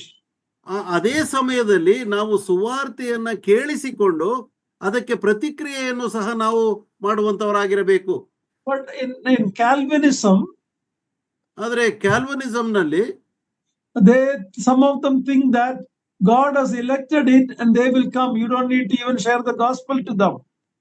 ದೇವರು ಈಗಾಗಲೇ ಅವರನ್ನು ಆರಿಸಿಕೊಂಡಿರುವುದರಿಂದ ಅವರಿಗೆ ಸುವಾರ್ತೆ ಸಾರುವುದು ಬೇಕಾಗಿಲ್ಲ ಎಂಬುದಾಗಿ ಹೇಳುವಂತವರಾಗಿದ್ದಾರೆ. ಅವರು ಬರ್ತಾನೆ, ರಕ್ಷಣೆಗೆ ಅವರು ಬಂದೇ ಬರ್ತಾರೆ. ಅವರಿಗೆ ಈಗಾಗಲೇ ರಕ್ಷಣೆ ಆಗಿದೆ ಎಂಬುದಾಗಿ ಇಲ್ಲ, ಅವ್ರಿಗೆ ನೀವು ಸುವಾರ್ತೆ ಸಾರದೆ ಇದ್ದರೂ ಅವರು ಬಂದೇ ಬರ್ತಾರೆ. ಯಾಕಂದ್ರೆ ದೇವರು ಅವರನ್ನು ಆರಿಸಿಕೊಂಡಿರೋದ್ರಿಂದ. ನೀವು ಸುವಾರ್ತೆ ಸಾರುವಂತದ್ದು ಅವರಿಗೆ ಬೇಕಾಗಿಲ್ಲ, ಯಾಕಂದ್ರೆ ದೇವರು ಈಗಾಗಲೇ ಅವರನ್ನು ಆರಿಸಿಕೊಂಡಿದ್ದಾನೆ ಎಂಬುದಾಗಿ. Armenian, there is another group that say that no, it is our choice. We have to believe, then only we will be saved. Armenian ಎಂಬಂತ ಇನ್ನೊಂದು ಗುಂಪಿನವರು ಹೇಳುವಂತದ್ದು ಇಲ್ಲ, ನಾವು ರಕ್ಷಣೆ ಹೊಂದಬೇಕಾದ್ರೆ ನಾವು ಆರಿಸಿಕೊಳ್ಳಬೇಕು ಎಂಬುದಾಗಿ ಅವರು ಹೇಳುವಂತವರಾಗಿದ್ದಾರೆ. lot of theological conflict between these two groups. ಈ ಎರಡು ಗುಂಪುಗಳ ನಡುವೆ ವೈದಿಕವಾದಂತ ಈ ದೈವಶಾಸ್ತ್ರದ ಕುರಿತಾದಂತ ಒಂದು ವಾಗ್ವಾದ ಹೋರಾಟ ನಡೆಯುವಂತದ್ದಾಗಿದೆ. We have to believe when we study the Bible, both are truth. ನಾವು ಸತ್ಯವೇದವನ್ನು ಅಭ್ಯಾಸ ಮಾಡುವಾಗ ಈ ಎರಡೂ ಸತ್ಯಾಂಶಗಳು ಸತ್ಯವಾಗಿದೆ ಎಂಬುದನ್ನು ನಾವು ಅರ್ಥ ಮಾಡಿಕೊಳ್ಳಬೇಕು. It is like the two wings of a bird. We need both wings. It is like the two rails of a railway track. We need both of it. You cannot argue one against the other. ನಾವು ಎರಡನ್ನೂ ಈ ಎರಡು ತತ್ವಗಳನ್ನು ನಾವು ಆಧಾರವಾಗಿ ನಾವು ವಾದಿಸುವುದಕ್ಕೆ ಆಗುವುದಿಲ್ಲ. ಅದು ಒಂದು ಪಕ್ಷಿಯ ಎರಡು ರೆಕ್ಕೆಗಳಿದ್ದ ಹಾಗೆ, ಅಥವಾ ಒಂದು ರೈಲು ಕಂಬಿಗೆ ಹೇಗೆ ಎರಡು ಹಳಿಗಳಿರ್ತದೋ ಅದೇ ಪ್ರಕಾರವಾಗಿ ಎರಡೂ ಸಹ ಪ್ರಮುಖವಾದಂತ ಸಂಗತಿಯಾಗಿದೆ. Parallel truth we need to accept because both truth are in the Bible. ಎರಡೂ ಸತ್ಯಾಂಶಗಳು ಸತ್ಯವೇದದಲ್ಲಿ ಇರುವುದರಿಂದ ಇದು ಸಮಾಂತರವಾಗಿ ಅದು ಸಮವಾಗಿದೆ. Same way, the male leadership and equality of male and female in salvation have to be taken in that way. ಇದೇ ಪ್ರಕಾರವಾಗಿ ಪುರುಷನ ನಾಯಕತ್ವವನ್ನು ಹಾಗೂ ಗಂಡು ಹೆಣ್ಣಿನ ವ್ಯತ್ಯಾಸವಿದೆ ಎಂಬಂತ ಸಂಗತಿಯನ್ನು ನಾವು ಜೊತೆಯಾಗಿ ಸಮಾಂತರವಾಗಿ ನಾವು ಯೋಚಿಸಬೇಕು. ರಕ್ಷಣೆಯಲ್ಲಿ ವ್ಯತ್ಯಾಸ ಇಲ್ಲ ಎಂಬ ಸತ್ಯವು ಕೂಡ ನಾವು ಬ್ಯಾಲೆನ್ಸ್ ಮಾಡಬೇಕು. ರಕ್ಷಣೆಯಲ್ಲಿ ಗಂಡು ಹೆಣ್ಣಿಗೆ ವ್ಯತ್ಯಾಸವಿಲ್ಲ ಎಂಬಂತ ಅಂಶವನ್ನು ಸಹ ನಾವು ಇದರೊಂದಿಗೆ ಹೋಲಿಸಿ ನಾವು ತಿಳ್ಕೊಳ್ಳಬೇಕು. We looked at in Peter's epistle, 1 Peter 3, Peter says that they are the sisters, women are the co-heirs of the grace of life. ಅಲ್ಲಿ ಮೊದಲನೇ ಪೇತ್ರನ ಪತ್ರಿಕೆಯಲ್ಲಿ 3ನೇ ಅಧ್ಯಾಯದಲ್ಲಿ ನಾವು ನೋಡಿದ ಪ್ರಕಾರವಾಗಿ ಆ ಒಂದು ಸಭಾ ಸೇವಕಿಯರು ಅವರು ಸಹ ಸೇವೆಯಲ್ಲಿ ಜೊತೆ ಕೆಲಸದವರಾಗಿದ್ದಾರೆ ಎಂಬುದಾಗಿ ನಾವು ಓದುತ್ತಾ ಬಂದೆವು. ಕೆಲಸವರಲ್ಲ, they co-heirs of the grace, ಜೀವ ಬಾಧ್ಯಕ್ಕೆ ಅವರು ಬಾಧ್ಯಸ್ಥರಾಗಿದೆ ನಮ್ಮೊಂದಿಗೆ. ಅಲ್ಲಿ ನಾವು ನೋಡ್ತಾ ಬಂದೆವು, ನಮ್ಮೊಂದಿಗೆ ಅವರು ಜೀವವರವನ್ನು ಹೊಂದುವುದಕ್ಕೆ ಬಾಧ್ಯಸ್ಥರಾಗಿದ್ದಾರೆ ಎಂಬುದಾಗಿ. So both have to be taken in balance. ಆದುದರಿಂದ ಎರಡೂ ಸಂಗತಿಗಳನ್ನ ನಾವು ಸಮಾಂತರವಾಗಿ ಒಂದು ಸಮತೋಲನದಲ್ಲಿ ನಾವು ಯೋಚಿಸಬೇಕಾಗುತ್ತದೆ. Male female equality and role difference. ಪುರುಷರು ಮತ್ತು ಸ್ತ್ರೀಯರು ಸಮಾನರು ಮತ್ತು ಅವರ ಪಾತ್ರದಲ್ಲಿ ಅವರು ವ್ಯತ್ಯಾಸವುಳ್ಳವರಾಗಿದ್ದಾರೆ. The feminists on the other hand promote a half truth. ಸ್ತ್ರೀ ಸಮತ್ವವಾದಿಗಳು ಇನ್ನೊಂದು ಕಡೆಯಲ್ಲಿ ಅವರು ಹೇಳುವಂತದ್ದು ಅರ್ಧ ಸತ್ಯವನ್ನು ಮಾತ್ರ ಅವರು ಹೇಳುವಂತವರಾಗಿದ್ದಾರೆ. This is a secular view, not a biblical view. ಇದು ಸಾಮಾಜಿಕವಾಗಿ ಬಂದಂತ ಒಂದು ವಿಷಯವಾಗಿದೆ ಹೊರತು ಇದು ಸತ್ಯವೇದಕ್ಕನುಸಾರವಾದಂತ ಒಂದು ಸಂಗತಿ ಅಲ್ಲ. ಲೋಕದಿಂದ ಆರಿಸಿಕೊಂಡಿರುವುದು, it is from secular world. ಇದು ಲೌಕಿಕವಾಗಿ ಬಂದಂತ ಒಂದು ಸಂಗತಿಯಾಗಿದೆ ಹೊರತು ಸತ್ಯವೇದಕ್ಕನುಸಾರವಾದದ್ದಲ್ಲ. We are spending more time in Galatians 3:28. ನಾವು ಇನ್ನೂ ಸ್ವಲ್ಪ ಸಮಯ ನಾವು ಆ ಗಲಾತ್ಯ ಪತ್ರಿಕೆ 3:28 ವಚನದಲ್ಲಿ ನಾವು ಕಳೆಯುತ್ತೇವೆ. Why we are spending this much time? ಯಾಕೆ ನಾವು ಇದನ್ನ ಒತ್ತಿ ಇಷ್ಟೊಂದು ಈ ವಚನವನ್ನ ಕುರಿತಾಗಿ ನಾವು ಮಾತನಾಡ್ತಾ ಇದ್ದೇವೆ ಎಂಬುದಾಗಿ ಹೇಳಿದ್ರೆ, this is very important in our day-to-day life, Christian life. ಇದು ನಮ್ಮ ಪ್ರತಿನಿತ್ಯದ ಕ್ರೈಸ್ತಿಯ ಜೀವಿತಕ್ಕೆ ಇದು ಬಹಳ ಪ್ರಮುಖವಾದಂತ ವಚನವಾಗಿದೆ. Christian church, especially in the Gentile, we are all Gentiles, we were not Jews, okay? In the Gentile church, we come from different social background. ನಾವು ಅನ್ಯ ಜನರಾಗಿದ್ದೇವೆ. ಸಭೆಯಲ್ಲಿ ನಾವು ಅನೇಕ ಧರ್ಮಗಳಿಂದ ಹಿನ್ನೆಲೆಯಿಂದ ಬಂದಂತ ಜನರು ನಾವು ವಿಶ್ವಾಸಿಗಳಾಗಿದ್ದೇವೆ. In the early church, there were believing Jews and Greeks, slaves and freemen, male and female. All these groups were there in the early church. ಪ್ರಾರಂಭದ ಈ ಸಭೆಯಲ್ಲಿ, ಆದಿ ಸಭೆಯಲ್ಲಿ ಈ ರೀತಿಯಾಗಿ ಯಹೂದ್ಯನು, ಗ್ರೀಕನು, ಆಳು, ಒಡೆಯ, ಗಂಡು, ಹೆಣ್ಣು ಎಂಬಂತ ಅನೇಕ ಅವರು ಸಭೆಯಲ್ಲಿ ಇದ್ದರು. They were all baptized and indwelt by the Holy Spirit. ಅವರೆಲ್ಲರೂ ಪವಿತ್ರಾತ್ಮನಿಂದ ಅವರು ದೀಕ್ಷಾ ಸ್ನಾನ ಹೊಂದಿದವರಾಗಿದ್ದರು. They are all gifted to serve the body. ಮತ್ತು ಶರೀರವನ್ನ ಸೇವಿಸುವ ಹಾಗೆ ಅವರು ವರಗಳಿಂದ ತುಂಬಿಸಲ್ಪಟ್ಟವರಾಗಿದ್ದರು. They were full members of the body of Christ. ಮತ್ತು ಕ್ರಿಸ್ತನ ದೇಹಕ್ಕೆ ಸೇರಿದಂತ ಅಂಗಗಳು ಅವರಾಗಿದ್ದರು. Equal right they had in the body of Christ. ಕ್ರಿಸ್ತನ ದೇಹದಲ್ಲಿ ಅವರೆಲ್ಲರಿಗೂ ಸಹ ಸಮಾನವಾದಂತ ಹಕ್ಕು ಇತ್ತು. If this is true, ಇದು ಸತ್ಯವಾಗಿರುವುದಾದರೆ we should love and serve one another without any social difference. ಯಾವುದೇ ಸಾಮಾಜಿಕ ವ್ಯತ್ಯಾಸವಿಲ್ಲದೆ ನಾವು ಒಬ್ಬರನ್ನೊಬ್ಬರು ಪ್ರೀತಿಸುವವರು ಸಹ ಆಗಿರಬೇಕು. We have to serve and love one another in spite of our social difference. ಯಾವುದೇ ಸಾಮಾಜಿಕ ವ್ಯತ್ಯಾಸಗಳ ನಡುವೆಯೂ ಸಹ ನಾವು ಒಬ್ಬರನ್ನೊಬ್ಬರು ಪ್ರೀತಿಸುವಂತವರಾಗಿರಬೇಕು. To have a race or any such feeling in the church is against the word of God. ಈಗೇನಾದ್ರೂ ಸಭೆಯಲ್ಲಿ ಇಂಥ ಒಂದು ಭಾವನೆಗಳು ಬರುವಂತದ್ದಾಗಿದ್ದರೆ ಅದು ದೇವರ ಒಂದು ದೃಷ್ಟಿಯಲ್ಲಿ ಅದು ವಿರುದ್ಧವಾದಂತ ಒಂದು ವಿಷಯವಾಗಿದೆ. Calvary has abolished all such social distinctions and race distinction and gender distinction when it comes to salvation and equality in the body of Christ. ರಕ್ಷಣೆಯ ಕುರಿತಾಗಿ ದೇವರ ಯೇಸು ಕ್ರಿಸ್ತನ ದೇಹದ ಒಂದು ಅಂಗಗಳಾಗಿದ್ದೇವೆ ಎಂಬುದರ ಕುರಿತಾಗಿ ಬಂದಾಗ, ರಕ್ಷಣೆಯ ಕುರಿತಾಗಿ ಬಂದಾಗ ಈ ಎಲ್ಲಾ ವ್ಯತ್ಯಾಸಗಳು ಅದು ನಾಶವಾಗಿ ಹೋಗುವಂತದ್ದಾಗಿದೆ. Galatians 2:11-14 ಗಲಾತ್ಯ ಪತ್ರಿಕೆ 2ನೇ ಅಧ್ಯಾಯ 11ರಿಂದ 14ನೇ ವಚನದವರೆಗೆ we see Paul had to correct Apostle Peter. ಇಲ್ಲಿ ಕೇಫನು ಪೇತ್ರನನ್ನು ಸಹ ಪೌಲನು ತಿದ್ದುವಂತ ಒಂದು ಮಾತನ್ನ ಅಲ್ಲಿ ಆಡಿದ್ದಾನೆ. Because when the Jewish people came, he stopped going and eating with the Gentiles. ಯಹೂದ್ಯರು ಯಾವಾಗ ಕಾಣಿಸಿಕೊಂಡರೋ ಆಗ ಪೇತ್ರನು ಅನ್ಯ ಜನರ ಬಳಿಗೆ ಹೋಗಿ ಊಟ ಮಾಡುವುದನ್ನು ಆತ ನಿಲ್ಲಿಸಿದನು.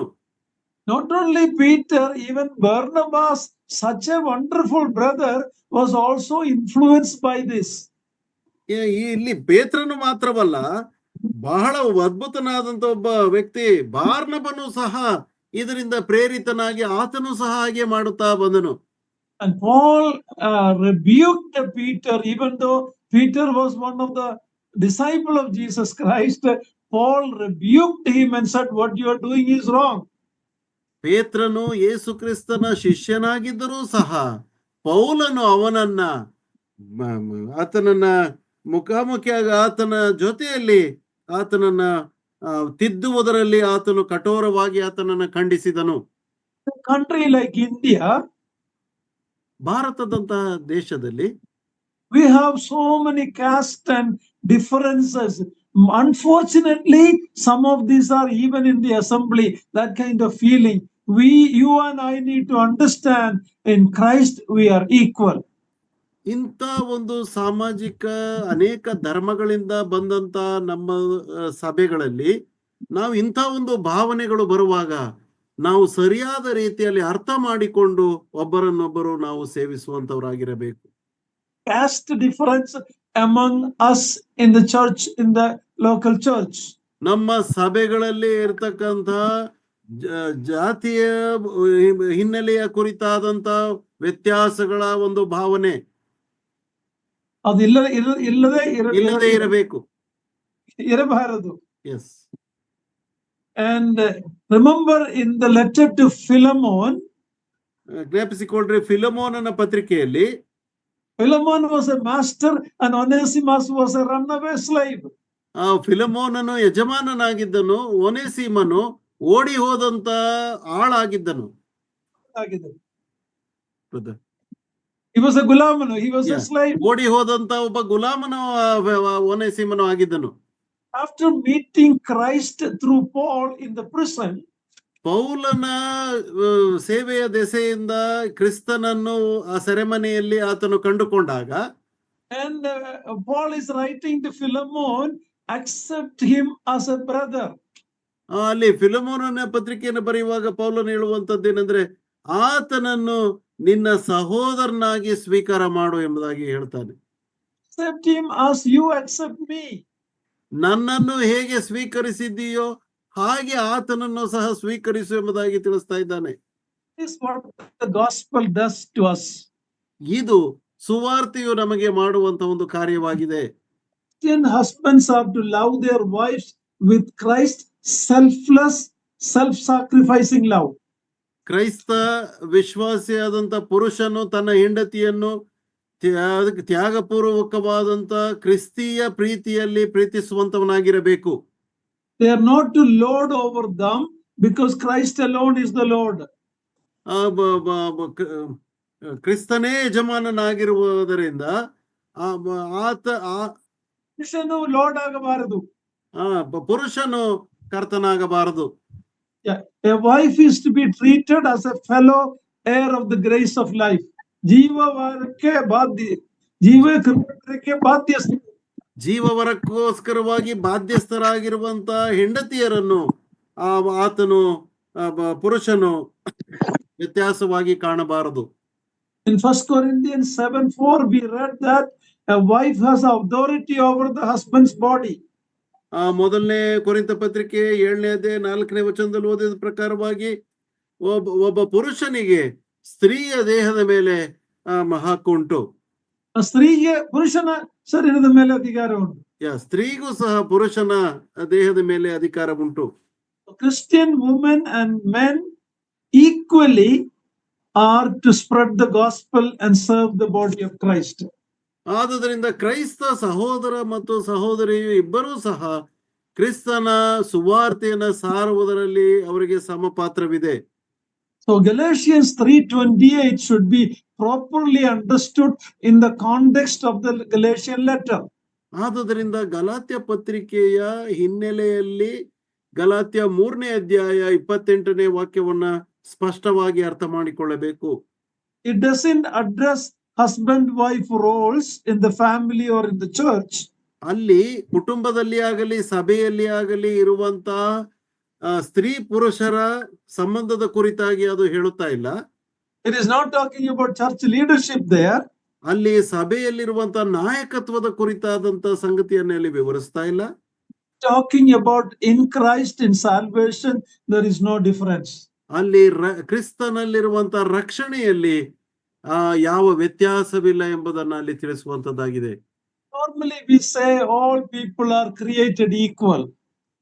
ನಾವು ಹೇಳ್ತೇವೆ ಸಾಮಾನ್ಯವಾಗಿ ಎಲ್ಲಾ ಜನರು ಸಮಾನರಾಗಿ ದೇವರಿಂದ ಸೃಷ್ಟಿಸಲ್ಪಟ್ಟಿದ್ದಾರೆ ಎಂಬುದಾಗಿ. Actually that is not true. ಅದು ನಿಜವಾಗಿಯೂ ಸತ್ಯವಲ್ಲ. Some people are born rich, some are born poor, some are more handsome, some are less handsome. So there are differences when we are born itself. ನಾವು ಹುಟ್ಟುವಾಗಲೇ ವ್ಯತ್ಯಾಸವುಳ್ಳವರಾಗಿ ಹುಟ್ಟಿದ್ದೇವೆ. ಕೆಲವರು ಐಶ್ವರ್ಯವಂತರಾಗಿದ್ದಾರೆ, ಕೆಲವರು ಬಡವರಾಗಿದ್ದಾರೆ, ಕೆಲವರು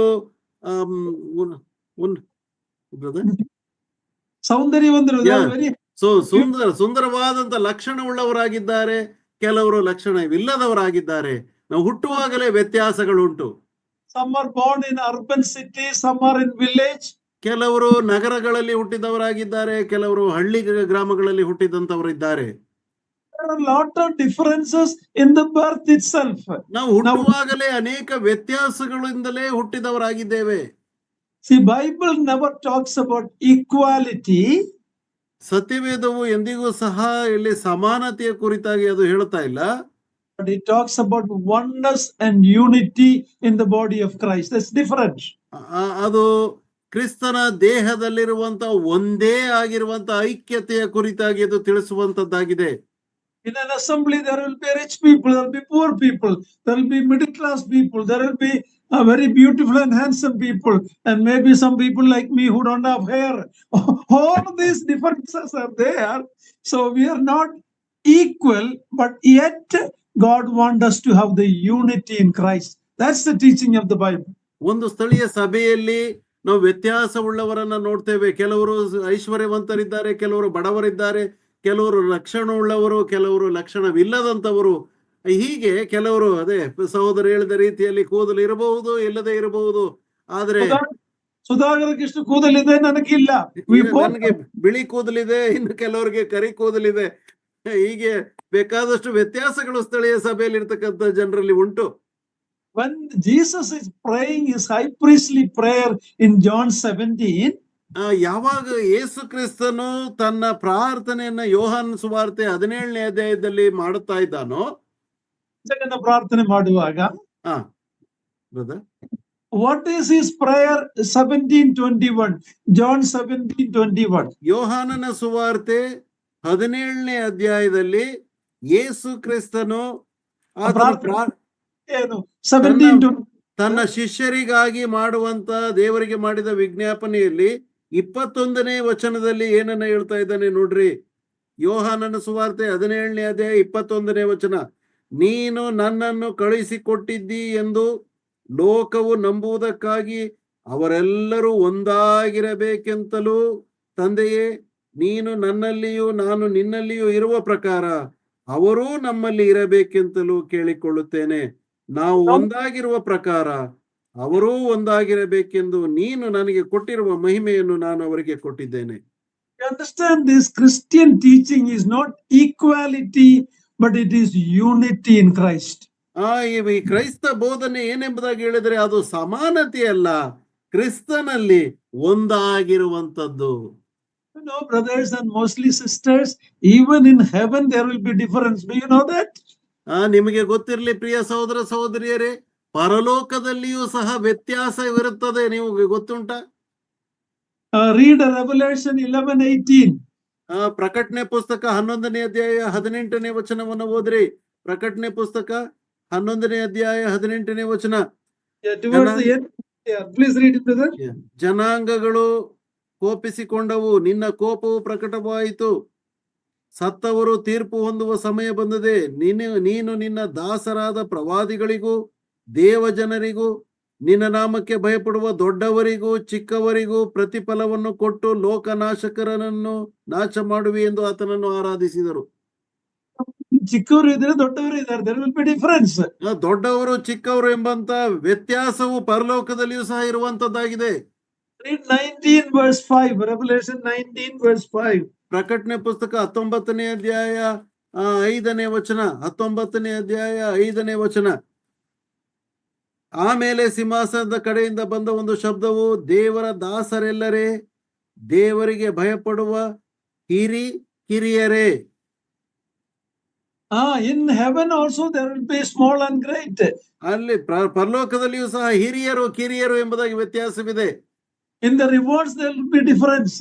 ಪ್ರತಿಫಲ ಹೊಂದುವುದರಲ್ಲಿಯೂ ಸಹ ವ್ಯತ್ಯಾಸವಿರುವಂತದ್ದಾಗಿದೆ. Bible is teaching not about equality, but Bible is talking about oneness in Christ. ಸತ್ಯವೇದವು ಸಮಾನತೆಯ ಕುರಿತಾಗಿ ಬೋಧಿಸ್ತಾ ಇಲ್ಲ, ಬದಲಾಗಿ ಕ್ರಿಸ್ತನಲ್ಲಿ ಒಂದೇ ಆಗಿರುವಂತದ್ದರ ಕುರಿತಾಗಿ ತಿಳಿಸುತ್ತದೆ. When we behave in the local church, ನಾವು ಒಂದು ಸ್ಥಳೀಯ ಸಭೆಯಲ್ಲಿ ನಾವು ನಡ್ಕೊಳ್ಳುವಾಗ, we deal with one another, ಒಬ್ಬರಿಗೊಬ್ಬರು ನಾವು ವ್ಯವಹಾರ ಮಾಡುವಾಗ, regardless of our gender, ನಮ್ಮ ಯಾವುದೇ ಲಿಂಗ ಇದ್ದರೂ ಸಹ, or race or social status, ಅಥವಾ ನಮ್ಮ ಸಾಮಾಜಿಕ ಸ್ಥಾನಮಾನಗಳು ಏನೇ ಇದ್ದರೂ ಸಹ, or ಜಾತಿ ವ್ಯವಸ್ಥೆಗಳು ನಮ್ಮಲ್ಲಿದ್ದರೂ ಸಹ, we should have mutual love, honor and servanthood. ಒಬ್ಬರಿಗೊಬ್ಬರು ನಮ್ಮಲ್ಲಿ ಪ್ರೀತಿ ಮತ್ತು ಸೇವಾ ಮನೋಭಾವ ಇರುವಂತದ್ದಾಗಿರಬೇಕು. Because it is that unity and oneness the Bible is asking us to maintain. ನಾವು ಕಾಪಾಡಿಕೊಳ್ಳಬೇಕಾದದ್ದು ಸತ್ಯವೇದದಲ್ಲಿ ತಿಳಿಸಿರುವಂತ ವಿಷಯವೇನೆಂದರೆ ಒಂದೇ ಆಗಿರುವಂತದ್ದು ಅಥವಾ ಐಕ್ಯತೆಯಿಂದಿರುವಂತದ್ದು. Christ, there is no place for pride of our race or pride of our family or heritage or social standing or gender. There is no place in the body of Christ. ಕ್ರಿಸ್ತನ ದೇಹದಲ್ಲಿ ನನ್ನ ಸ್ಥಾನಮಾನದ ಒಂದು ಗರ್ವವಾಗಲಿ ಅಥವಾ ನನ್ನ ಅಂತಸ್ತು ಅಥವಾ ನನ್ನ ಬೇರೆ ಯಾವುದೇ ತರವಾದಂತ ಸಾಮಾಜಿಕವಾದಂತ ಸ್ಥಾನಮಾನವಾಗಲಿ ಅಲ್ಲಿ ಆ ಗರ್ವಕ್ಕೆ ಅವಕಾಶವಿಲ್ಲ. Now that kind of feeling in us, we should repent because it is a sin. ನಮ್ಮಲ್ಲಿ ಅಂತ ಭಾವನೆಗಳು ಇರುವುದಾದರೆ ಪಶ್ಚಾತ್ತಾಪದಿಂದ ನಾವು ಇರಬೇಕು, ಯಾಕಂದ್ರೆ ಅದು ಪಾಪವೂ ಆಗಿದೆ. The Lord help us as we continue our study in this topic. ಈ ಒಂದು ಶೀರ್ಷಿಕೆ ಅಡಿಯಲ್ಲಿ ನಾವು ಮುಂದುವರಿಯುವಾಗ ಕರ್ತನು ತಾನೇ ನಮಗೆ ಸಹಾಯವನ್ನು ನೀಡಲಿ.